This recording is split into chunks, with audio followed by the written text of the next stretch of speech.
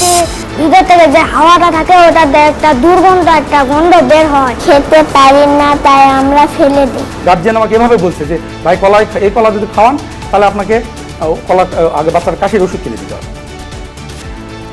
School feeding প্রকল্পে পুকুর চুরি, সস্তা আর নিম্নমানের খাবারে সপ্তাহে 17 কোটি টাকার লুট।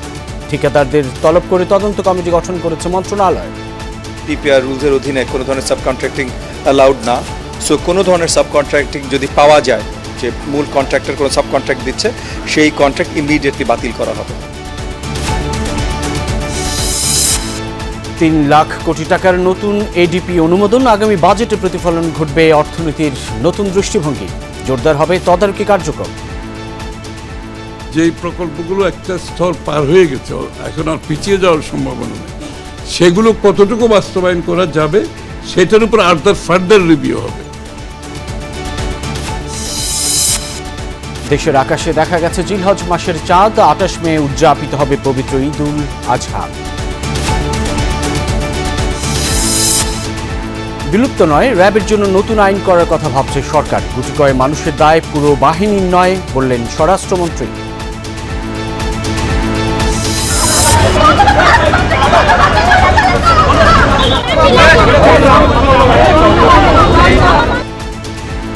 চট্টগ্রামে গ্রাফিতি ইস্যুতে এনসিপি ও মেয়র সমর্থকদের মাঝে উত্তেজনা, ভিসি নিয়োগকে কেন্দ্র করে আজও ডুয়েটে আন্দোলনকারীদের ব্লকেট। সুন্দরবনে বন কর্মকর্তার গুলিতে জেলে নিহতের অভিযোগ, সাতক্ষীরায় বন বিভাগের কার্যালয় ঘেরাও, ভাঙচুর।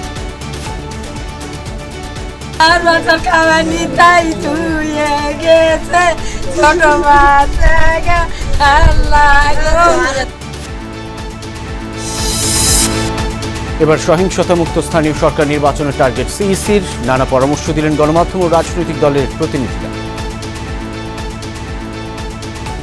জনগণের ভাষাটা আমি দেখেছি, জনগণের ইচ্ছার প্রতিফলন আমি দেখেছি। কিছু ডেভেলপমেন্ট হয়েছে, কিন্তু মোটাটাকে সুষ্ঠু ইলেকশন আমরা বলতে পারছি না বলে দেখি। রিপোর্ট যার পছন্দ হবে না তার কাছে আমি খারাপ সাংবাদিক, আবার যার পছন্দ হবে তার কাছে ভালো সাংবাদিক, এভাবেই আমাদেরকে ট্যাগ লাগানো হয়, তকমা দেয়া হয়।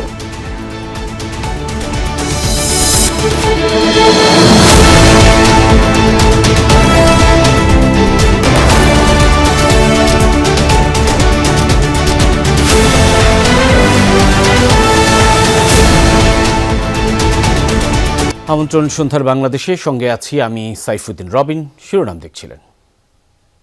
কেমন চলছে সরকারি প্রাথমিকে স্কুল ফিডিং প্রকল্প?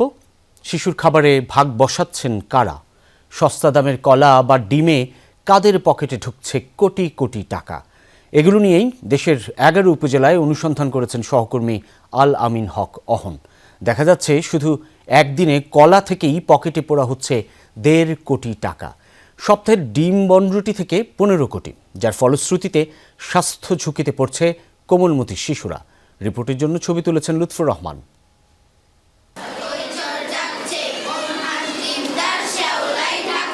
স্কুল ফিডিং প্রকল্পের খাবার খেয়ে 2 দিন হাসপাতালে ভর্তি ছিল রাইসা মুনতাহা। ছোট্ট রাইসার মিড ডে মিল খাবারের ভয় এখনো কাটেনি। তার ভাষায় ওসব খাবার সব কেমিক্যাল। রাইসার মা জান্নাতুলের প্রশ্ন, সস্তা নিম্নমানের খাবার দিয়ে তার সন্তানের জীবন নিয়ে খেলছেন কারা? আর বাচ্চাদের কিছু হয়ে যেত তাহলে কি করতে পারো? দিত আমাকে বাচ্চা। 5,500 কোটি টাকার প্রকল্পে শিশুর মুখে দেয়া সম্ভব উন্নত মানের খাবার। তাহলে কেন এমন প্রশ্ন উঠছে?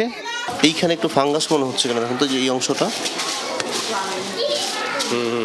ফাঙ্গাস, যার কারণে এই খামিরটা এই গন্ধটা আসছে। বিদ্যালয়ের প্রধান শিক্ষক জিয়াউল হক তিনি বলছেন, এই ঘটনা নিয়মিত। এই ব্যাপারে তাদের কোনো পদক্ষেপ নেয়নি, আজ পর্যন্ত নেয়নি। 120 গ্রাম ওজনের বানরুটির দাম ধরা হয়েছে 24 টাকা পর্যন্ত। ওজন ঠিক রাখতে ভেজাই রাখা হয়েছে রুটি। খামিরটা ভেজা আছে না, এই রুটিটা খেলে কিন্তু পেটে ব্যথা হবে, আপনারও হবে। আশেপাশের আরো কয়েকটি জেলা ঘুরে দেখতে চাই আমরা। রুটি ভিতর থেকে যে হাওয়াটা থাকে ওটাতে একটা দুর্গন্ধ একটা গন্ধ বের হয়, খেতে পারি না, তাই আমরা ফেলে দিই। নিয়ম অনুযায়ী ডিম দিতে হবে ন্যূনতম 60 গ্রাম ওজনের। প্রতি পিসের দাম 14 টাকা পর্যন্ত। এটার ওজন 35 গ্রামের বেশি হবে, 40 গ্রামের বেশি মনে হচ্ছে না তো, এরকমই হবে। এই আকারের ডিম মেপে দেখতে চাই আমরা। 43 গ্রাম, 39 গ্রাম। আপনার চোখে সবচেয়ে বড় ডিম যেটা সেটা দেন। ও, এটাও 51। 60 গ্রাম না দিয়ে কম ওজনের ডিম দেয় কি লাভ হচ্ছে সংশ্লিষ্টদের? জানতে পাবনার একটি খামারে যাই আমরা। মানে 1 টাকা কম বেশ। আচ্ছা, তার মানে ছোট ডিম যদি কেনা যায় তাহলে টাকা কম লাগে। হ্যাঁ, টাকা কম লাগে। 55 গ্রামের থেকে বড়র ভিতরে চলে যায়। যে কারণেই প্রতিদিন অন্তত 30 লাখ শিক্ষার্থীকে যদি 1 টাকা কম করেও যদি দেয়া যায়, তার মানে সারা বাংলাদেশে প্রতিদিন প্রায় 30 লাখ টাকা নিয়ম বহির্ভূতভাবে কর্মকর্তাদের পকেটে ঢুকছে। শুধু কম ওজন আর দামে সস্তা নয়, অভিযোগ আছে ঠিকঠাক সিদ্ধ না করা আর পচা ডিম সরবরাহের। ডিম কি হয়? আর কলার বিষয়ে স্কুলগুলোর শিক্ষার্থীরা কি বলছেন? মাঝখানে কলা খারাপ থাকে। গার্জিয়ান আমাকে এভাবে বলছে যে ভাই এই কলা যদি খাওয়ান তাহলে আপনাকে কলা আগে বাচ্চার কাশির ওষুধ কিনে দিতে হবে। কলা অনেক শক্ত এবং কষ লাগছে। এই 9-6 থেমে নেই নারায়ণগঞ্জের রূপগঞ্জেও, যেখানে খাবার দিচ্ছেন MS সমতা ট্রেডার্স। আজকে সবচেয়ে বড় কলা দিয়েছে, সেই কলার ওজনটা আমরা একটু দেখতে চাই। 100 গ্রাম ওজনের কলা দেওয়ার কথা। চুক্তি অনুযায়ী 100 গ্রাম ওজনের প্রতিটি কলার দাম 10.5 টাকা পর্যন্ত। এই দামে কোন কোন কলা মেলে? উত্তরাঞ্চলের কলার অন্যতম হাট দুর্গাদহ বাজার। এখানকার কলা যাচ্ছে দেশের অনেক জায়গায়। ওই আর কি 120টা আছে, 3 টাকা 3.5 টাকা পরে আর কি পার পিস। এইটা যেমন 200 গ্রাম, এটা যদি আরো ছোট হয় সেটার দাম তো আরো কম। হ্যাঁ, কম হবে। এটা কি কলা? নওগাঁ থেকে এবার রাজশাহীর গোদাগাড়িতে আমরা। সেখানকার স্কুলগুলোতেও কলা মানেই কম দামের কলা। ছিল প্রতিটা পিসের জন্য যে পরিমাণ বাজেট দেওয়া হয়েছে, তাতে 29,58,750 জন শিক্ষার্থীর জন্য যদি প্রতি কলায় অন্তত 60 টাকা করে পকেটে ঢুকানো যায়, প্রতি সপ্তাহে অসাধু কর্মকর্তারা পকেটে ঢুকিয়ে নিচ্ছেন 2 কোটি টাকা। নিম্নমানের কলা, রুটি, ডিম খেয়ে বিভিন্ন স্থানে অসুস্থ হয়েছেন 3 শতাধিক শিক্ষার্থী। বেশি অসুস্থ হওয়ার ঘটনা চাঁপাইনবাবগঞ্জে। পাউরুটি খেয়ে আমার পেট ব্যথা এবং বমি হয়েছিল। শুধু রাজশাহী বিভাগের 12 উপজেলায় 2.25 লাখ শিক্ষার্থীর জন্য কলা, রুটি, ডিম সরবরাহ করে গণ উন্নয়ন কর্ম কাক। কি ব্যাখ্যা দেবেন তারা? সব সরবরাহকারীর জবাব প্রায় এক। কি ব্যবস্থা নিয়েছেন বা নিচ্ছেন প্রকল্প পরিচালক? ঠিকাদারের বিরুদ্ধে অ্যাকশনটা আমাদের নিতে হবে। কোনো ক্রমেই আমরা এই বিষয়ে কোনো প্রকারের ছাড় দিতে রাজি নেই। কিছু ব্যবস্থা নেয়ার পরেও যখন সমাধান হচ্ছে না, তখন শিশু স্বাস্থ্যের কি হাল? সেটা বাচ্চাদের কারো লিভারের ক্ষতি হতে পারে, বা আর যদি বাসি পচা থাকে তাহলে ডায়রিয়া হতে পারে বা জন্ডিস হতে পারে। তো ব্যাপক দুর্নীতি হলে বড় ধরনের ব্যবস্থা নিতে হবে। দেশের 150 উপজেলায় 5,500 কোটি টাকার প্রকল্পে যাদের কোটি কোটি টাকা ব্যবসা হচ্ছে অনিয়ম, তাদের বিষয়ে কিছু কি জানেন মন্ত্রী? আজকে দিয়ে আসছি যে হেডমাস্টার এবং ম্যানেজমেন্ট কমিটি এই কমিটিতে থাকবে, তারা বুঝে নেবে। আর আপনারা যেটা করছেন এই জন্যই তো আমরা ধরতে পারছি, আরও করবেন।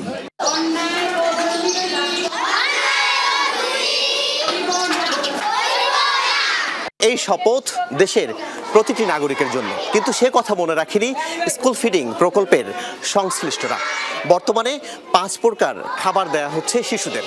আগামীতে দেশের সরকারি সব প্রাথমিকে খাবার দিতে 12,000 কোটি টাকা খরচ করতে চায় সরকার।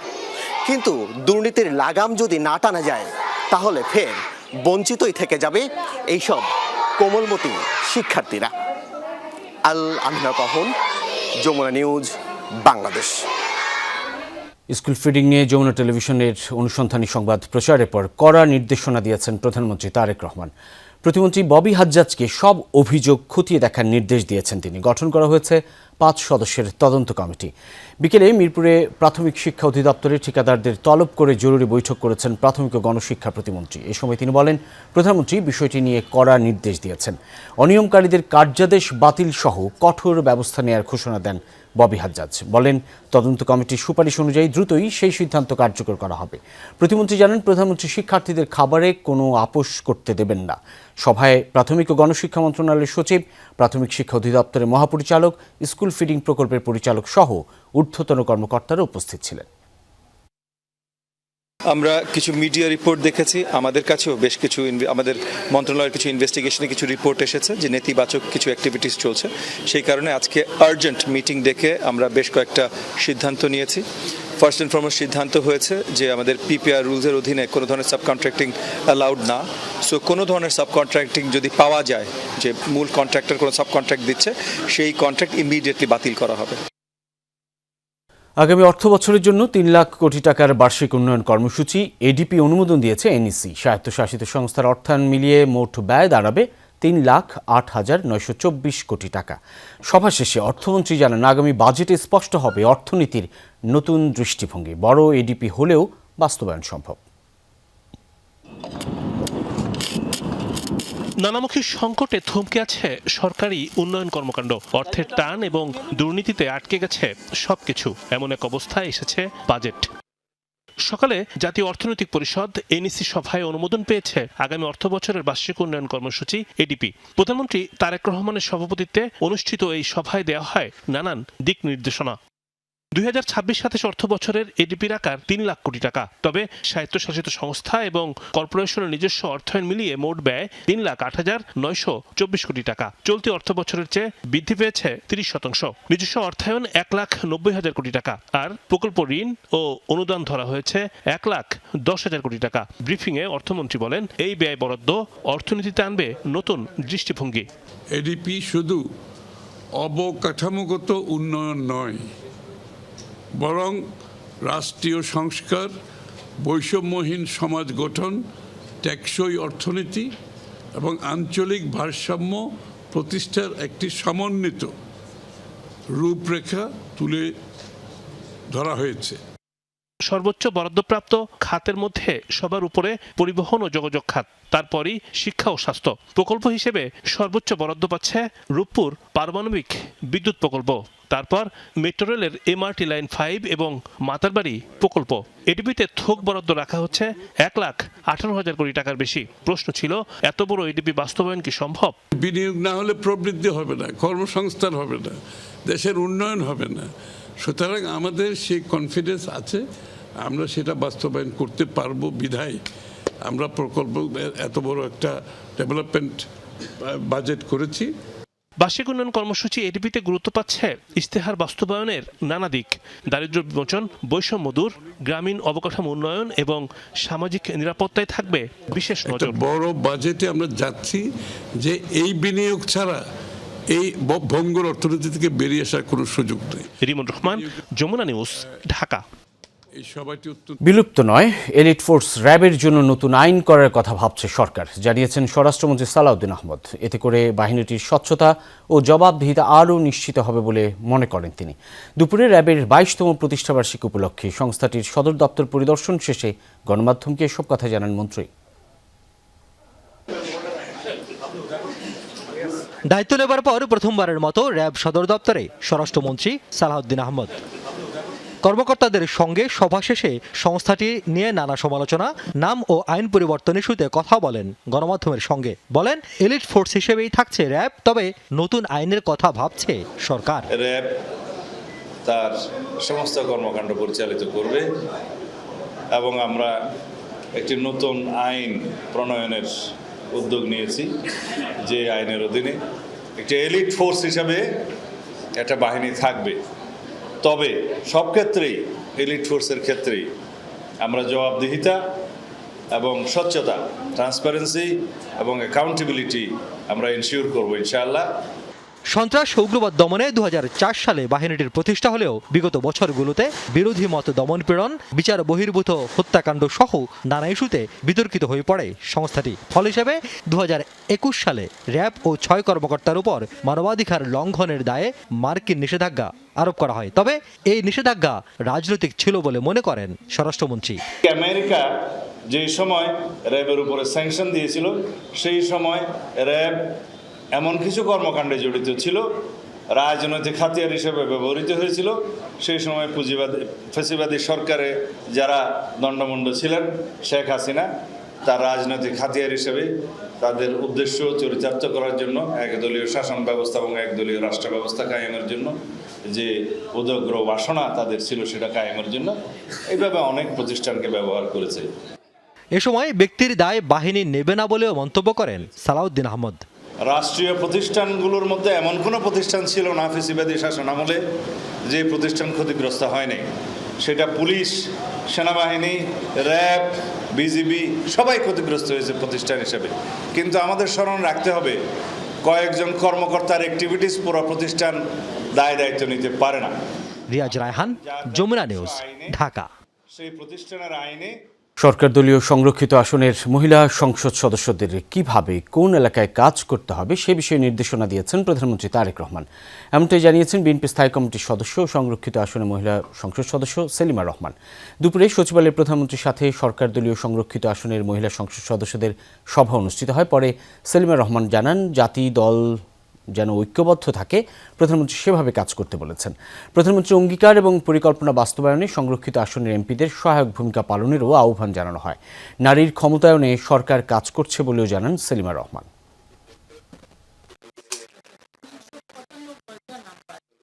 মাননীয় প্রধানমন্ত্রীকে আমরা দু একজনের কথা বলেছি যে কিছু কিছু সমস্যা মানে কিভাবে কাজ করবে, কি হবে, এবং মাননীয় প্রধানমন্ত্রী আমাদের কিছু নির্দেশনা দিয়েছেন।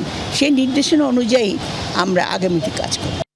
জনকল্যাণমূলক কাজের কারণে সরকারের উপর জনগণের আশার সঞ্চার হয়েছে, এমন মন্তব্য করেছেন বিএনপির সিনিয়র যুগ্ম মহাসচিব রুহুল কবির রিজভী।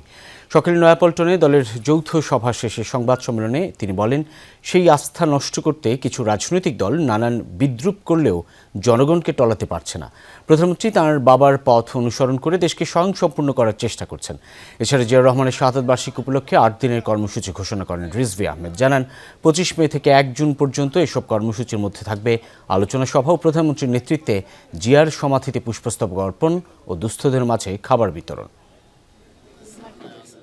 মে থেকে 1 জুন পর্যন্ত 7 দিন ব্যাপী কর্মসূচি। এই 7 দিন ব্যাপী কর্মসূচি আমরা গ্রহণ করেছি। এর মধ্যে ঈদ পড়বে, এই কারণে হয়তো কেউ যদি কোনো আলোচনা সভা বা অন্য কিছু 2-1 দিন পরেও করে তাতে কোনো অসুবিধা নেই। ঢাকা মহানগর উত্তর ও দক্ষিণের প্রতি থানায় দুস্থদের মাঝে কাপড়, চাল, ডাল সহ খাদ্য সামগ্রী বিতরণ করা হবে। গ্রাফিতি মুছে দেয়া ইস্যুতে আজও দিনভর চরম উত্তেজনা চট্টগ্রামে। সভা সমাবেশের উপর পুলিশি নিষেধাজ্ঞা জারির পর সতর্ক অবস্থান নেয় আইন শৃঙ্খলা রক্ষাকারী বাহিনী। এরই মধ্যে কিছু শিক্ষার্থী গ্রাফিতি আঁকতে জড়ো হলে বাধা দেয় পুলিশ। বাড়ে উত্তেজনা। কর্মসূচি না দিলেও পাল্টাপাল্টি অবস্থানে দেখা যায় বিএনপি ও এনসিপি নেতাকর্মীদের। সভা সমাবেশে পুলিশি নিষেধাজ্ঞা থাকা অবস্থায় দুপুরে টাইগার পাস মোড়ে জড়ো হন সাধারণ শিক্ষার্থী ও এনসিপি নেতাকর্মীরা। ফ্লাইওভারের পিলারে গ্রাফিতি আঁকতে চাইলে পুলিশ বাধা দেয়। দুপক্ষের ধস্তাধস্তিতে তৈরি হয় উত্তেজনা। এই সময় কয়েকজনকে আটক করে আইন শৃঙ্খলা রক্ষাকারী বাহিনী। এই ঘটনায় ক্ষোভ প্রকাশ করেন এনসিপির নেতাকর্মী ও শিক্ষার্থীরা।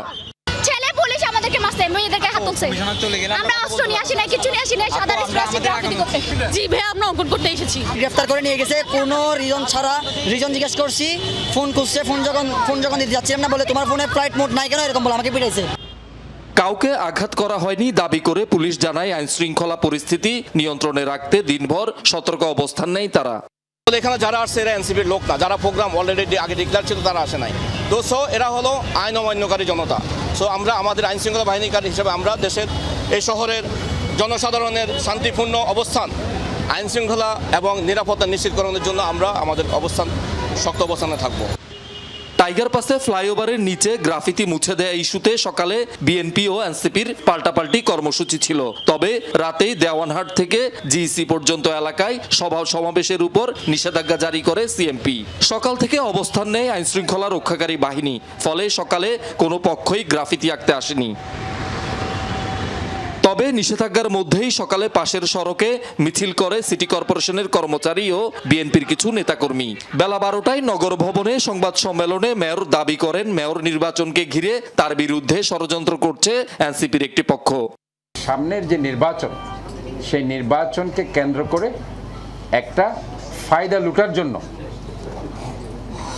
এবং এই ধরনের ঘোলা পানিতে মাছ শিকার করার জন্য তারা এই কাজগুলো করছে। জুলাই যুদ্ধ বিক্রি করে যদি কেউ যদি রাস্তায় নামে, তাদেরকে প্রতিরোধ করার জন্য জাতীয়তাবাদী পরিবার সবাই আছে। এনসিপি না বুঝে মেয়র মহোদয়ের বিরুদ্ধে উস্কানিমূলক কথাবার্তা লেখছে। জুলাই যুদ্ধের নামে যে বিকৃত ভাষায় এখানে দেওয়ালিকা করা হয়েছে, এখানে কিন্তু গ্রহণযোগ্য না। এনসিপি যারা নতুন কমিটিতে আসছে স্বদেশের ছেলেরা, তারা কালকে এসে রাত্রে এখানে এসে মব সৃষ্টি করছে।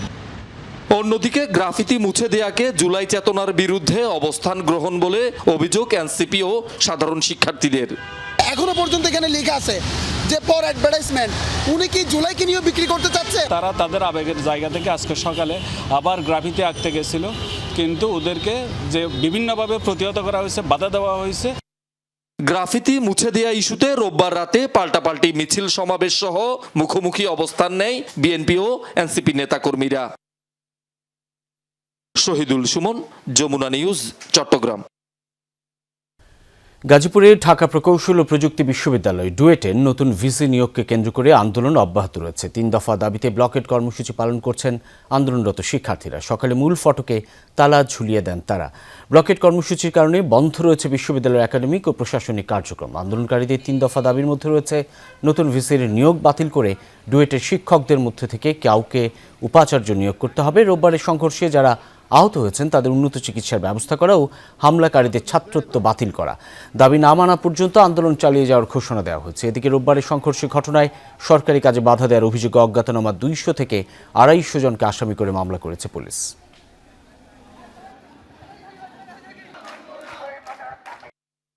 দলীয় কোটার ভিসিকে এখানে ঢুকতে দিতে চাচ্ছি না, যে আমাদের ভাইদের রক্ত জড়িয়েছে সেই ভিসিকে আমরা কোনোভাবেই মেনে নিতে চাচ্ছি না। তিনি যদি রক্তপাত পছন্দ করেন, রক্তচোষা হন, তাহলে তিনি কিভাবে আমাদের অভিভাবক? আমরা তাকে কোনোভাবে গ্রহণ করতে পারতেছি না, গ্রহণ করবো না। তার সাথে কোনো সংলাপ নাই। আমাদের নতুন করে ভিসি নিয়োগ দিতে হবে এবং তার নিয়োগকে বাতিল করতে হবে। বন বিভাগ থেকে অনুমতি নিয়ে সুন্দরবন গিয়ে বন কর্মকর্তার গুলিতে সাতক্ষীরার আমিনুর রহমান নামের এক জেলে নিহত হওয়ার অভিযোগ উঠেছে। প্রতিবাদে ক্ষুব্ধ বনজীবীরা সাতক্ষীরা রেঞ্জ কার্যালয়ে ভাঙচুর করে। পরিস্থিতি নিয়ন্ত্রণে পুলিশ ও বিজিবি মোতায়েন করা হয়েছে।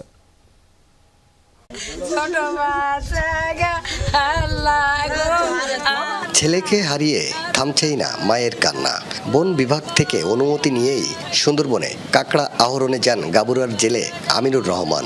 অভিযোগ, সকালে সুন্দরবন খুলনা রেঞ্জের পাট কোস্টা এলাকায় বন কর্মকর্তা মোবারক আলীর গুলিতে প্রাণ হারিয়েছেন আমিনুর। আমার ডেকেছে, ডাকার পর আমরা আসিনি, তাই আমার গায়ে গুলি করেছে। বাড়ি আইসে লাশ হইয়া আমার ফরেস্টার আমার বাচ্চার গুলি করে মেরেছে। আমার বাচ্চা গা ছোট ছোট 3টে বাচ্চা আছে আর 2টো মেয়ে আছে। স্পিড বোট নিয়ে তাদেরকে ডাক দেয়। সুন্দরবনের ফরেস্টের লোক দেখলে তো একটু ভয় পায়, ভিতরে গেছিল বোধহয়, ভিতর থেকে আস্তে আস্তে ডাক দিছে, আস্তে আস্তে দেরি হয়েছে, তখন এরা গুলি করছে ডাইরেক্ট। দুপুরে মরদেহ নিয়ে সাতক্ষীরা উপকূলে পৌঁছায় সঙ্গীরা। ক্ষুব্ধ হয়ে ওঠেন বনজীবীরা। বন কর্মকর্তাদের বিরুদ্ধে তোলেন বেশ কিছু অভিযোগ। যত জেলি এলাকা থেকে যায়, সব জেলি রক্ত শুনতে মোবারক কাছে মানুষেরকে হয়রান মারধর করে।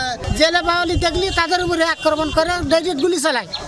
আজকের এই অল্প বয়সে আমিনুর রহমানের উপরে যে গুলি করলো।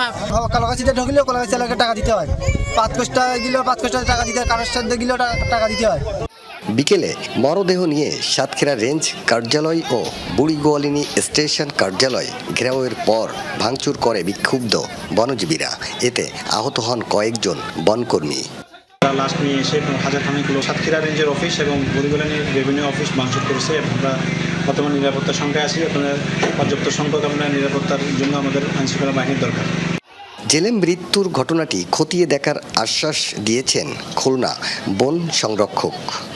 ওই ইটকাতে লোকজন অনেক ভেতরে আছে, আমাদের গুলিতে মারা গেছে না কোন গুলিতে মারা গেছে তা আসলে বলা যাচ্ছে না। আর তারা কোন জায়গায় গেছিল, আমাদের ইয়েতে কোন অভয়ারণ্যে কোন ইয়েতে তারা কি করছিল সেটা ঠিক আমি খবর পেলে তাইলে বলতে পারবো। পুলিশ জানায় ঘটনার তদন্তে মরদেহের ময়না তদন্তের প্রয়োজন রয়েছে, তাই পরিস্থিতি শান্ত করে মরদেহ হেফাজতে নেয়ার চেষ্টা করছে পুলিশ। আকরামুল ইসলাম, যমুনা নিউজ, সাতক্ষীরা। দেশের আকাশে জিলহজ মাসের চাঁদ দেখা গেছে। 28 মে উদযাপিত হবে পবিত্র ঈদ উল আজহা। এ নিয়ে জাতীয় চাঁদ দেখা কমিটি ব্রিফিং চলছে, সরাসরি যাচ্ছি সেখানটায়। সকল জেলা প্রশাসক, ইসলামিক ফাউন্ডেশনের প্রধান কার্যালয়, বিভাগীয় ও জেলা কার্যালয় সমূহ, বাংলাদেশ আবহাওয়া অধিদপ্তর, মহাকাশ গবেষণা, দূর অনুধাবন প্রতিষ্ঠান হতে প্রাপ্ত তথ্য নিয়ে পর্যালোচনা করে দেখা যায় যে বাংলাদেশের আকাশে পবিত্র জিলহজ মাসের চাঁদ দেখা গিয়েছে। এমত অবস্থায় আগামী 5 জ্যৈষ্ঠ 1433 বঙ্গাব্দ 12 মে 19 মে 2026 খ্রিস্টাব্দ মঙ্গলবার থেকে 1447 হিজরি সালের পবিত্র জিলহজ মাস গণনা শুরু হবে। সেই প্রেক্ষিতে আগামী 10 জিলহজ 1447 হিজরি 14 জ্যৈষ্ঠ 1433 বঙ্গাব্দ 28 মে 2026 তারিখ বৃহস্পতিবার সারা দেশে পবিত্র ঈদ উল আজহা উদযাপিত হবে ইনশাআল্লাহ। মহান আল্লাহ রাব্বুল আলামিন আমাদের সকলকে तमाम दुनियार मुसलमानকে নেক আমল করার তৌফিক দান করুন। আল্লাহ तमाम দুনিয়ার মুসলমান ভাই বোনদেরকে হেদায়েত নসিব করুন, সহিহ বুঝ দান করুন। বিশেষ করে तमाम দুনিয়ার মানুষকে আল্লাহ পাক সহিহ বুঝ দান করুন। সহিংসতা মুক্ত করতে চাইলে রাজনৈতিক দলগুলোকে নিজেদের মধ্যে ফয়সালা করতে হবে, এমন মন্তব্য করেছেন প্রধান নির্বাচন কমিশনার এএমএম নাসির উদ্দিন। সকালে সাংবাদিক সংগঠন আরএফইডির নবনির্বাচিত কমিটির অভিষেক অনুষ্ঠানে এ মন্তব্য করেন তিনি। ভালো নির্বাচনের সংস্কৃতি নির্মাণে কমিশনের আন্তরিকতার ঘাটতি থাকবে না বলেও আশ্বস্ত করেন। অনুষ্ঠানে অংশ নেন রাজনৈতিক দলের প্রতিনিধি থেকে শুরু করে গণমাধ্যম ব্যক্তিত্বরা। স্থানীয় সরকার নির্বাচন ইসির জন্য বড় চ্যালেঞ্জ হবে বলে মনে করেন তারা। নির্বাচনী প্রশিক্ষণ ইনস্টিটিউটে reporters forum for election and ডেমোক্রেসির নবনির্বাচিত কার্যনির্বাহী কমিটির অভিষেক ও বিগত কমিটির বিদায় অনুষ্ঠান। অনুষ্ঠানে অংশ নেন রাজনৈতিক দলের প্রতিনিধি ও গণমাধ্যম ব্যক্তিত্বরা। এ সময় বিজেসি চেয়ারম্যান ফাহিম আহমেদ বলেন, বর্তমান কমিশন একটি ভালো নির্বাচন উপহার দেওয়ার যথাসাধ্য চেষ্টা চালালেও সামনে তাদের অনেক বড় চ্যালেঞ্জ, আর সেটি হলো স্থানীয় সরকার নির্বাচন। কারণ সেখানে প্রতিদ্বন্দ্বিতা গ্রাম ও গোষ্ঠীতে ছড়িয়ে পড়ে। বাংলাদেশের সাংবাদিকতার পরিবেশ কখনোই অনুকূলে ছিল না বলেও জানান তিনি। আমার একটি রিপোর্ট যার পছন্দ হবে না তার কাছে আমি খারাপ সাংবাদিক, আবার যার পছন্দ হবে তার কাছে ভালো সাংবাদিক, এভাবেই আমাদেরকে ট্যাগ লাগানো হয়, তকমা দেয়া হয়। এবং আমরা দীর্ঘ সময় ধরে গত 17 বছরও দেখেছি যে এক ধরনের ট্যাগের মধ্য দিয়ে আমরা সাংবাদিকতা করেছি। একজন সাংবাদিক যদি নোটিশ পিরিয়ড দেয় যে আমি অন্য জায়গায় চাকরি করব, নিয়ম অনুযায়ী আমি যেতে চাই, আপনি তারপর থেকে তার বেতনও দিবেন না, বেতন আটকে রাখবেন। আপনাকে আগে সাংবাদিকদের সুযোগ সুবিধাগুলো নিশ্চিত করতে হবে এবং তারপরে আপনি এই বিধিনিষেধগুলো দিবেন, আমরা সবাই অবশ্যই মেনে নেব। আমন্ত্রিত অতিথিদের মধ্যে সংসদে বিরোধী দলের প্রতিনিধিরা ত্রয়োদশ জাতীয় নির্বাচনের স্বচ্ছতা নিয়ে প্রশ্ন তোলেন। অপরদিকে ক্ষমতাসীন রাজনৈতিক দলের প্রতিনিধিরা নির্বাচনের ইতিবাচক দিকগুলোর ব্যাপারেই জোর দেন। আরেকটা গণ অভ্যুত্থান হলে নির্বাচন কমিশন, প্রথমে আমি এটাতে হাত দিব যাতে নির্বাচন কমিশনটা আপাদ মস্তক এটা হলো গোড়া থেকে আগা পর্যন্ত পরিবর্তন করবে, এবং আমার ফার্স্ট টার্গেট হবে এটা। কোয়ালিটেটিভ কিছু ডেভেলপমেন্ট হয়েছে, কিন্তু মোটা দাগে সুষ্ঠু ইলেকশন আমরা বলতে পারছি না বলে দুঃখিত। জনগণের ভাষাটা আমি দেখেছি, জনগণের ইচ্ছার প্রতিফলন আমি দেখেছি। এছাড়াও বিরোধী দলের প্রতিনিধিরা স্থানীয় সরকার নির্বাচন নিয়েও শঙ্কা প্রকাশ করেন। লোকাল গভর্নমেন্ট ইলেকশনে যদি এর থেকে কোনো বাজে পরিস্থিতি হয় সেটার বিরুদ্ধে আমরা শক্ত হাতে প্রতিবাদ করব। আমরা আঁকা পাকা পথ মাড়িয়ে এতটুকু এসেছি, কিন্তু সুষ্ঠু ইলেকশন ব্যবস্থা ছাড়া এটা কোনোদিন মসৃণ পথ তৈরি করা যাবে না। পরে প্রধান নির্বাচন কমিশনার AM নাসিরউদ্দিন বলেন, স্থানীয় সরকার নির্বাচনে রাজনৈতিক দলগুলোর 16 আনা সহযোগিতা প্রয়োজন। আন্তরিকতার ঘাটতি নয়, বরং কমিশনের বোঝার ভুল থাকতে পারে, আর সেই ভুল হলে তা ইচ্ছাকৃত নয় বলেও আশ্বস্ত করেন তিনি। অতীতে দেখা গেছে অনেক মার্ডার হয়, ওই যে খুব কিনলি কন্টেস্টেড হয়, একই ফ্যামিলিতে হয়। এখন দুইবার হাত থেকে যদি দুইজন কন্টেস্ট ক্যান্ডিডেট দাঁড়ায়, তাহলে যে কি হবে এটা আমাদের কারবালা হয়ে যাবে। দলগুলোর নিজেদের মধ্যে এটা বোঝাপড়া করা উচিত যে আমরা স্থানীয় সরকার নির্বাচনে কোনো ঝামেলায় যাব না। আরএফইডির 2026-27 মেয়াদে দায়িত্ব গ্রহণ করেন সভাপতি কাজী এমাদউদ্দিন জেবেল ও সাধারণ সম্পাদক ইকরামুদ্দৌলা। তানভীর মৌসুম, যমুনা নিউজ, ঢাকা। বর্তমান সরকারের প্রথম বাজেট শুরু হচ্ছে উচ্চাকাঙ্ক্ষা দিয়ে। অর্থনীতির স্থিতিশীলতা, মূল্যস্ফীতি কমানো, কর্মসংস্থান সৃষ্টি সহ গুরুত্বপূর্ণ বিষয়গুলো বাজেটে আসছে না। স্বাভাবিক গতিতে আগালে 2026-27 অর্থ বছর শেষে 1,40,000 কোটি টাকা রাজস্ব আদায়ে ঘাটতি হতে পারে, এমন শঙ্কার কথা জানানো হয়েছে নাগরিক প্ল্যাটফর্মের প্রাক বাজেট সংলাপে। তবে সমাজ কল্যাণমন্ত্রী জানান, এবারের বাজেটে সবচেয়ে বেশি গুরুত্ব পাচ্ছে প্রান্তিক মানুষ। বৈশ্বিক পরিস্থিতিতে খুব একটা ভালো নেই দেশের অর্থনীতি। মূল্যস্ফীতি জাতাকলে পিষ্ট হচ্ছে সীমিত আয়ের মানুষ। নানা সংকটের মধ্যে বড় বাজেট দিতে যাচ্ছে নতুন সরকার, যেখানে ঋণের সুদ পরিশোধেই বরাদ্দ 1,40,000 কোটি টাকা। বাজেটে বোধহয় 1,40,000 কোটি টাকা আমার রাখতে হবে কেবলমাত্র ঋণের সুদ পরিষেবার জন্য। নাগরিক প্ল্যাটফর্মের প্রাক বাজেট সংলাপে অর্থনীতিবিদরা বলেন, আগামী বাজেটে রাজস্ব আয়ের লক্ষ্য অর্জনে প্রবৃদ্ধি দরকার অন্তত 42%। শঙ্কা, উচ্চাকাঙ্ক্ষার এই বাজেট সরকারকে ফের টাকা ছাপানোর পথে হাঁটতে বাধ্য করবে। অর্থনৈতিক স্থিতিশীলতা রক্ষা করা এবং যার সবচেয়ে বড় প্রকাশ হলো যে মূল্যস্ফীতিকে নিয়ন্ত্রণ করা, সুদের হারকে কমানো এবং একই সাথে টাকার বিনিময় হারকে স্থিতিশীল রাখা ইত্যাদি বিষয় যেগুলি আছে, এবং মানুষের রুটি রুজি বাড়ানোর ক্ষেত্রে সেই বিষয়গুলো কিন্তু বৃহৎভাবে মনোযোগের ভিতরে আসছে না। আলোচনায় অংশ নিয়ে জামায়াতের এমপি সাইফুল আলম খান অভিযোগ করেন, আগেও সরকারি দল চাঁদাবাজি করত, এখনও সরকারি দলের লোকেরাই চাঁদাবাজির সাথে জড়িত। এ কারণেই নিয়ন্ত্রণে আসছে না দ্রব্যমূল্য। ডেইলি প্রায় 2-3 কোটি টাকা কালেকশন হয়, এবং এই কালেকশন করে উপরের দিকে যাদের নাম রাজনৈতিক নেতা, আর ভিতরে তারা হলো আপনার চাঁদাবাজ। এটা আগের সরকারের লোকেরা করতো, এখন কারা বলবো আমি বলবো কিনা। এমপি সাহেব যখন বলছেন যে তার এলাকায় চাঁদাবাজি হচ্ছে এবং সেটা তিনি জানেন না কারা করছে, তো এর চেয়ে দুঃখজনক তার কিছু হতে পারে না। একটা স্পষ্ট লিস্ট তার কাছে থাকা উচিত, তার আইনের কাছে যাওয়া উচিত।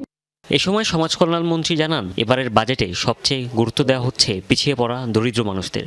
আপ টু জুন 30 আমরা 80,000 ফ্যামিলিকে পাইলটিং করতেছি 3টা ফেজে। 2টো ফেজ আমরা অলরেডি করে ফেলেছি।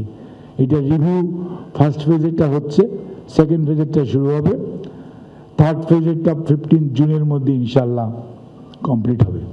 বাজেটে খাতোয়ারি বরাদ্দ বাড়ানোর চেয়ে বর্তমান বরাদ্দের সুষ্ঠু ব্যবহার নিশ্চিতের তাগিদ দেন বক্তারা। সংসদ সদস্য সম্মানিত হুমায়ুন রশিদ, যমুনা নিউজ, ঢাকা। মুক্তিযুদ্ধ বিষয়ক সাংবাদিকতার জন্য বজলুর রহমান স্মৃতি পদক পেলেন যমুনা টেলিভিশনের সিনিয়র রিপোর্টার সালাউদ্দিন আহমেদ রেজা। অবহেলিত মুক্তিযুদ্ধের স্মৃতিস্মারক শীর্ষক প্রতিবেদনের জন্য এই পুরস্কার পেয়েছেন আহমেদ রেজা। বিকেলে মুক্তিযুদ্ধ জাদুঘরে আয়োজিত অনুষ্ঠানে তাঁর হাতে পুরস্কার তুলে দেন আমন্ত্রিত অতিথিরা। এবছর ইলেকট্রনিক মিডিয়া ক্যাটাগরিতে আরও পুরস্কার পেয়েছেন 71 টেলিভিশনের বিশেষ প্রতিনিধি পার্থ সঞ্জয়। প্রিন্ট মিডিয়া ক্যাটাগরিতে এই পুরস্কার পেয়েছেন ডেইলি স্টারের প্রতিবেদক আহমেদ ইশতিয়াক। আয়োজকরা জানান, এবছর উল্লেখযোগ্য সংখ্যক প্রতিবেদন জমা পড়েছে। দেশের মানুষ সাংবাদিকদের হাত ধরে মুক্তিযুদ্ধের বস্তুনিষ্ঠ ইতিহাস জানবে বলে আশা করেন মুক্তিযুদ্ধ জাদুঘরের ট্রাস্টি ডক্টর সারোয়ার আলী। অধ্যাপক গোলাম রহমানের সভাপতিত্বে বজলুর রহমান স্মৃতি পদক প্রদান অনুষ্ঠানে প্রধান অতিথি ছিলেন শিল্পী রফিকুন নবী।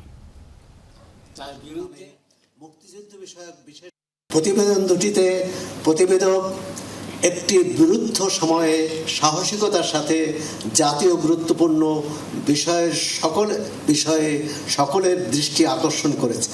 মুক্তিযুদ্ধের স্মৃতি কখনো মুছে ফেলা সম্ভব না, এবং একই সাথে যারা এটিকে শুধুমাত্র নিজেদের সম্পদ করবে সেটিও হতে দেওয়া যাবে না। আমাদের জায়গা থেকে আমরা সেই কাজটি করে যেতে চাই। আবারও দাম বাড়ল ফার্নেস অয়েলের। এবার লিটারে 18 টাকা 85 পয়সা বাড়িয়ে নতুন দাম নির্ধারণ করা হয়েছে 113 টাকা 54 পয়সা। বিইআরসির এক বিজ্ঞপ্তিতে মূল্য বৃদ্ধির সিদ্ধান্ত জানানো হয়েছে। আজ রাত 12টা থেকে নতুন দাম কার্যকর হবে। এর আগে গত 12 এপ্রিল প্রতি লিটার ফার্নেস অয়েলের দাম 24 টাকা বাড়িয়ে 94 টাকা 69 পয়সা করা হয়েছিল। বিজ্ঞপ্তিতে বলা হয়, গত 18 মে বিশেষ কমিশন সভায় এই সিদ্ধান্ত নেওয়া হয়। এর আগে ফার্নেস অয়েলের দাম সমন্বয়ের জন্য গত 15 মার্চ একটি কমিটি গঠন করা হয়। সমন্বয় কমিটির সুপারিশ অনুযায়ী এই দাম বাড়ানো হলো। আমদানি করা ফার্নেস অয়েলের একটি বড় অংশ বিদ্যুৎ উৎপাদনে ব্যবহার করা হয়। এই দাম বৃদ্ধির ফলে বিদ্যুতের দামের উপর প্রভাব পড়বে বলে মনে করছেন সংশ্লিষ্টরা। কারণ ফার্নেস অয়েলের দাম বাড়লে তেলভিত্তিক বিদ্যুৎ কেন্দ্রগুলোর উৎপাদন খরচও বেড়ে যাবে। আসন্ন ঈদুল আজহায় ঘরমুখো মানুষের যাত্রা নির্বিঘ্ন করতে দেশের সব সিএনজি ফিলিং স্টেশন 24 ঘন্টা খোলা রাখার নির্দেশনা দিয়েছে জ্বালানি বিভাগ। সরকারি সিদ্ধান্ত অনুযায়ী আগামী 23 মে থেকে 2 জুন পর্যন্ত মোট 11 দিন এই নির্দেশনা কার্যকর থাকবে। ঈদের আগের 7 দিন, ঈদের দিন এবং পরবর্তী 5 দিন সিএনজি স্টেশনগুলো সার্বক্ষণিক চালু থাকবে। সাধারণত প্রতিদিন সন্ধ্যে 6টা থেকে রাত 11টা পর্যন্ত স্টেশনগুলো বন্ধ রাখার নিয়ম থাকলেও ঈদের সময় এই বিধিনিষেধ সাময়িকভাবে শিথিল করা হয়েছে। এর ফলে দূরপাল্লা সহ সব ধরনের যানবাহনে জ্বালানি সরবরাহ স্বাভাবিক থাকবে বলে আশা করছেন সংশ্লিষ্টরা। আফ্রিকার কঙ্গো ও উগান্ডায় ইবোলা ভাইরাস সংক্রমণের ফলে বৈশ্বিক জরুরি সতর্কতা জারি করেছে বিশ্ব স্বাস্থ্য সংস্থা। দেশটির পূর্বাঞ্চলীয় ইতুরি প্রদেশে এখন পর্যন্ত 87 জনের মৃত্যু হয়েছে আর প্রায় 246টি সন্দেহভাজন সংক্রমণের খবর পাওয়া গেছে। তবে এখনও বৈশ্বিক মহামারী ঘোষণার মানদণ্ডে পৌঁছায়নি পরিস্থিতি। তবে WHO সতর্ক করেছে, বর্তমানে শনাক্ত হওয়া সংক্রমণের চেয়ে বাস্তব পরিস্থিতি হতে পারে আরও গুরুতর।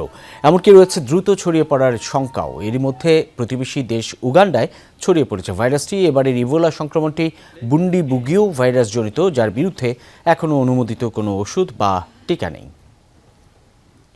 এই ছিল সন্ধ্যার বাংলাদেশের আয়োজনে। এতক্ষণ আমাদের সাথে থাকার জন্য ধন্যবাদ সকলকে।